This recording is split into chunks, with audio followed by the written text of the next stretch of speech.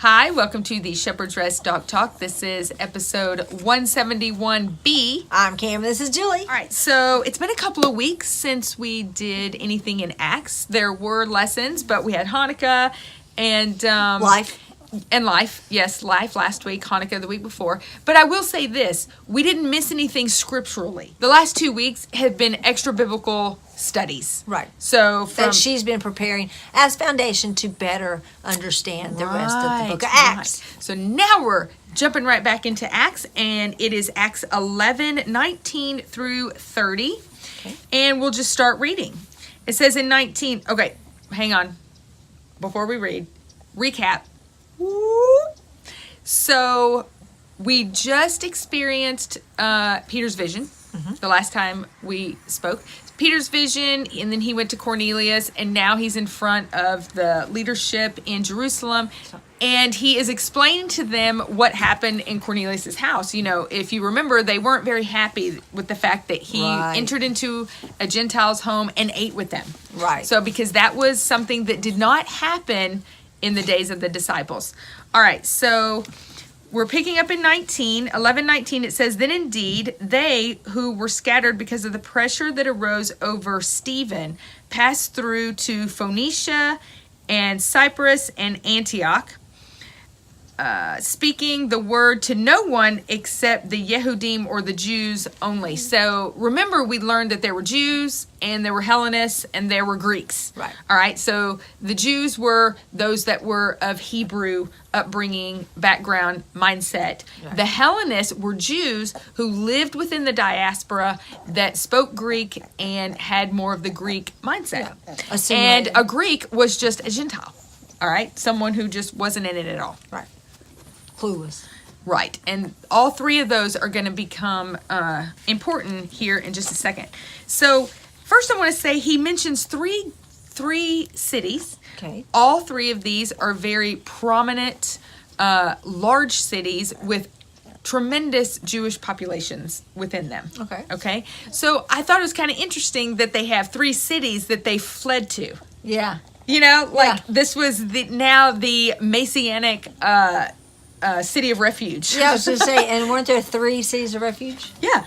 There were at first, yes. There were 3 on the there inside. There were 3, and then they were going to add 3. Right. So here's 3 on the outside that they all went to. Yeah, I just thought that was kind of neat. That is neat. So when you go to 20, it says, "But some of them were men from Cyprus and Cyrene, who when they had come to Antioch spoke to the Hellenists, bringing the good news, the Master Yeshua."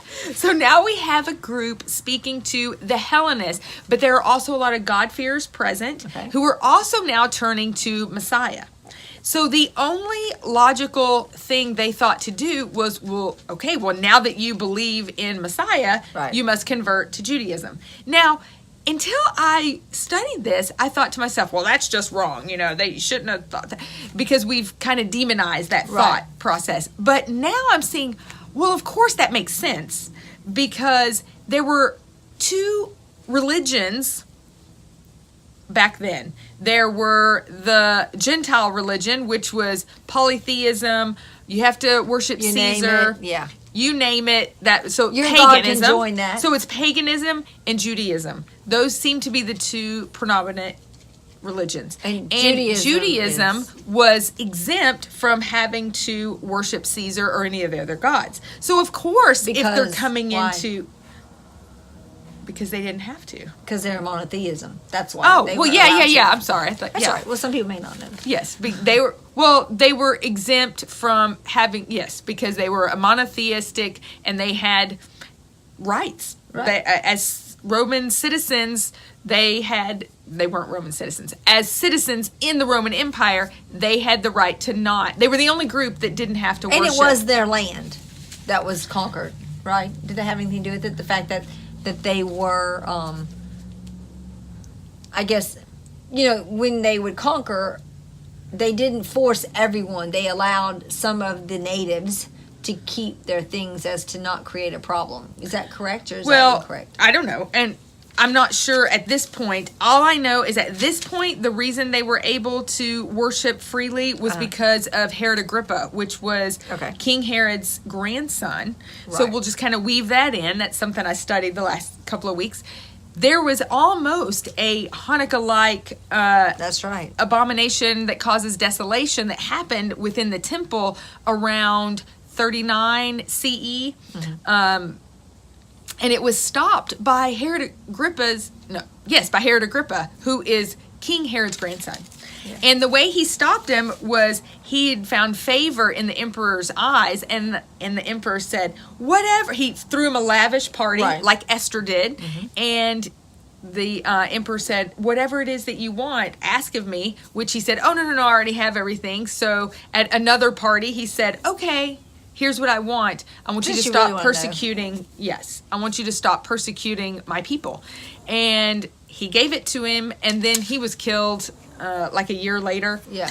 And now there's a new king, or a new emperor that's put in place, and he is honoring Herod Agrippa's. So now Agrippa is the king over Judea. He's the first one since Herod the Great that is called King of the Jews. So the only ones that don't see him as a messianic type figure are the ones who are messianic and know that Yeshua is know what he Messiah. really looks like. Right. Yes. So that is very important once we get to 12, because when you see, as soon as chapter 12 starts, which we're not talking about this week, Herod Agrippa is starting to kill the Messianics. Right. All right. So anyway, let's move on. All right. In 21, it says, and the hand of the master was with them, and a great number, having believed, turned to the master. And word of it came to the ears of the assembly in Jerusalem, and they sent out Barnabas to go as far as Antioch. Now, Barnabas was a very logical person to send out because he was a Hellenist Jew from Cyprus. In 23, it says, and having come and seeing the favor of Elohim was glad, encouraged them all with purpose of heart to cleave to the master. Because, and this is why he did that, because he was a good man and filled with the set apart spirit and with belief, and large numbers were added to the master. So here he is in Antioch, when it has one of the biggest Jewish populations. Okay. He's going to see what's happening inside the synagogues. All of these God-fears are now believing in the master, and they can't absorb and convert them as fast as they're being converted. Okay. As fast as they're coming in. Right? So he's like, kind of like our border problem. I don't really know what to do. Wait a minute. Wasn't there a guy earlier that I met who claims to be sent to the Gentiles? Oh, yeah. Maybe I should go get him. Maybe he could help me. So in 25, then Barnabas went to Tarsus to seek Paul. He knew that Paul was the one sent to the Gentiles. Right. So who better to decide what's supposed to happen to these people than Paul? Yeah. So he goes and gets Paul, and it says, and having found him, he brought him to Antioch, and it came to be that an entire year they came together. I love that because it takes 1 year to go through a Torah cycle. Right? Yeah. You go through a Torah cycle in 1 year. So they came together. They were there for 1 year, and they taught in the assembly and taught large numbers. And the taught ones were called Messianics first in Antioch. All right, we're going to stop here for a few minutes. All right, so my Bible says Messianics. Right. A lot of the Bibles say Christians. Because it says Christians, it is believed that this is where the church was founded. This is when the separation of the Jews and the Gentiles who believed in Jesus separated. Right. And it's believed that the God-fearer Gentiles went to church while the Messianic Jews went to synagogues. Right. And that's incorrect because there was no such thing as a church. It was within the synagogue. So remember a few weeks ago we talked about Stephen. He was the synagogue of the freedmen. Mm-hmm. Okay, well, Antioch has hundreds of different synagogues. Right. All right? So whatever synagogue they were in was deemed the synagogue of the Christians. Right, of the Messianics. But Christians is just the term we use. Right. That's not what they were called. All right? They were actually in Greek called Christanos, which means the anointed one. So if we were to really translate it into English, it would be it would be the synagogue of the anointed one-ites. If it was a of the anointed one followers. Right. Christians was just a name that we came up with that sounded like the Greek Messianic. The term Messianics was given to them because it contained Jews and Gentiles that wanted to follow the characteristics of Yeshua, who was the anointed one. So the word Christ, we think Christians come because Jesus' other name was Christ, but not his last name, people. But Christ is just a word like a title. It's like it means Greek or the anointed one. Is it Latin or Greek? I think it's Greek. Christ is Greek. Okay, so it's the Greek for anointed. Oh, I was thinking it's Latin. Another good clue that this was just a particular synagogue that they're speaking of here, called Synagogue of the Messianics, is because where it says, and it came to be that for an entire year they came together. The Greek word is synago, which means assemble. Yeah. You know, like an assembly. Right. This is where they met. This is the synagogue that they met in. Yeah. Yeah. All right, I want to revisit why they were converting the Gentiles to Judaism. Okay. All right. And why it seemed to be the logical explanation. Okay. All right. So let's read in Genesis 17, 13, and 14. 13 says, and this is talking about Abraham, it says, "He who is born in your house and he who is bought with your silver has to be circumcised. So shall my covenant be in your flesh for an everlasting covenant. And an uncircumcised male child who is not circumcised in the flesh of his foreskin, his life shall be cut off from his people. He has broken my covenant." So at that time, to be circumcised was a conversion. You know, so obviously, you know, as part of the coming in, you're going to be circumcised, and then to the rest of the Jews and to the rest of the world, that meant you're converted. Jewish, right. Right, because that was the first step in conversion. All right, so we have that one, and then we have in Exodus 12:48, it says, "And when a stranger sojourns with you and shall perform the Passover to Yahweh, let all his males be circumcised, and then let him come near and perform it, and he shall be as a native of that land, but let no uncircumcised eat of it." So spiritually speaking, Yeshua is the Passover lamb, right? He's the one, also the lamb that takes away the sins of the world, you know, two different ones, but this happened at Passover, so I'm sure in their mind they thought, okay, they can't even come in. Right. They can't even partake of the Passover. They can't partake of Yeshua until they're circumcised, which really means conversion. Right. All right. You see where this is going? So, of course. In their heads. Yes. Of course they're thinking, well, logically, they need to convert. Not for salvation, but because of salvation. It's no different than us saying, we haven't returned to Torah for salvation. Right. We do it because we're saved. Right. They thought the same thing. They need to convert because they're saved. Right. For one, we can keep them safe. For two, they can take the Passover lamb, you know, and the list goes on and on of why. And then you have in Numbers 15:15, I don't even have to read it because it's one of my favorite, is that there is one law for the Jew and for the stranger among you. Right. So, of course, the only ones doing the law of Moses are Jews. Right. So, another reason why Israel, it's logical for you to convert. Right. All right. And back to what I just said about they could protect them if they convert. Because as a Jewish person, you do not have to participate in the idolatry that's going on with the Gentiles. They don't have to sacrifice to Caesar. They don't have to worship Caesar. They don't have to worship all the other ones. Right. Otherwise, they're accused of being atheist.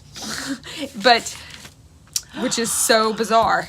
I wonder if in Revelation, where, you know, they're forcing them to sacrifice to idols, if that's a hint of those who didn't convert to Judaism but were God-fearers who still were circumcised and everything else, because they would still have to go through that. Yeah. I mean, I don't know. I'm just made me go. Right. Maybe that is, again, just showing a part of the mix. And, you know, learning all this, it's making me realize no wonder the Christians, the Messianics, those believing in Yeshua were the ones that were so persecuted.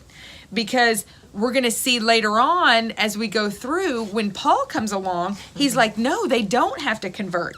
Well, there goes their protection. Right. So the point that Paul was trying to make is they do not need a conversion to be co-heirs. Right. What the Lord showed Paul was that the Jews and the Gentiles are co-heirs together. But if everybody's Jewish, then there are no Gentiles to be co-heirs with. Right. Where's your brother? Right. His point is they don't have to. Yeshua is that connection. He is that link that links us together, not circumcision. Right. So when we're reading all throughout Paul's letters about circumcision and, if you find yourself circumcised, don't become uncircumcised, and vice versa, we're all one in Christ or Yeshua. Well, that's what he meant. Right. There's no reason for you to leave this and convert here, and there's no reason for you to convert over here. Because we each have our place and our purpose. We each have our roles. Right. And without them, then... From the Manasseh. That's right. The other brothers, just saying. Right. They didn't all try to become Judah. Right. Right, exactly. There was only one They each Judah. had their role. Right. That is correct. All right, now let's go to 27. We're going to change gears a little bit. It says, and in those days, prophets came from Jerusalem to Antioch, and one of them named Agab stood up. I am sure I gutted that. I'm so glad I don't have to say any of them. Stood up and indicated by the Holy Spirit that there was going to be a great scarcity of food over all the world, which also took place under Claudius Caesar. Now, Claudius Caesar was the one after the wicked one that wanted to put up the abomination that causes desolation. So he's the one that put Herod Agrippa over all of Judea, and now he's the king of the Jews. All right. So, in 29, so the top ones, each according to his ability, decided to send relief to the brothers dwelling in Judah. This they also did and sent it to the elders by the hands of Barnabas and Paul. So there was a great famine, just like in Genesis, right? I mean, we've got the Joseph story here. Right. And I love it because they, the disciples who are the body of Messiah get to act like Joseph and send the relief. I just thought that was really, really cool. All right, They get to save the world. Yes, they do. All right, so we know from the Talmud that this was called the Years of Scarcity, and it lasted 3 years. I want to talk about some relief that came from another place. Okay. One of the other things that I researched this week, and that's from Queen Helena of Ediabene.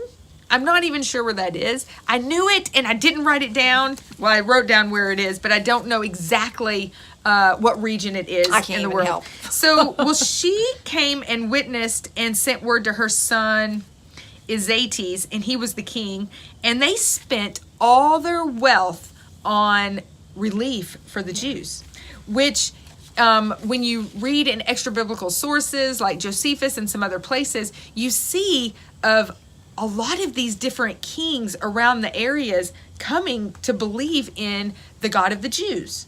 Not necessarily Messiah, but the God of the Jews. Now, it is believed that this particular king was a follower of Yeshua. Right. And I want to read, I'm going to close with this, but I want to read what he said. It said, it is related of King Izates that he exhausted all his own treasures and the stores of his fathers during the years of scarcity.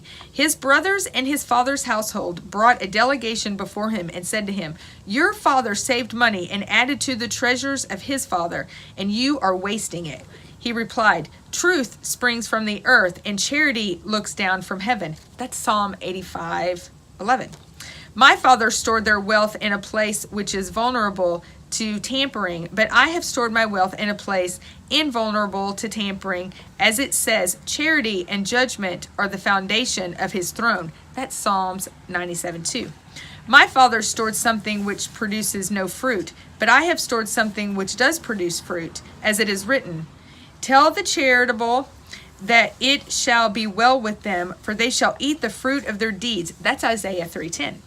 My fathers gathered treasures of money, but I have gathered treasures of souls. As it is written, the fruit of charity is a tree of life, and whoever captures souls is wise. That's Proverbs 11:30. My fathers gather for others, and I have gathered for myself. As it says, it shall be charity for you. That's Deuteronomy 24:13. Now here's the kicker. My fathers gathered for this world, but I have gathered for the world to come. as it says, your charity shall go before you. And that's Isaiah 58:8. But that is one of the main things that Yeshua hits home.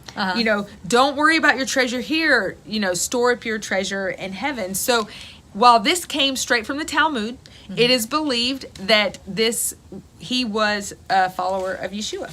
And that, gosh, I can't remember which disciple, may have been Barnabas,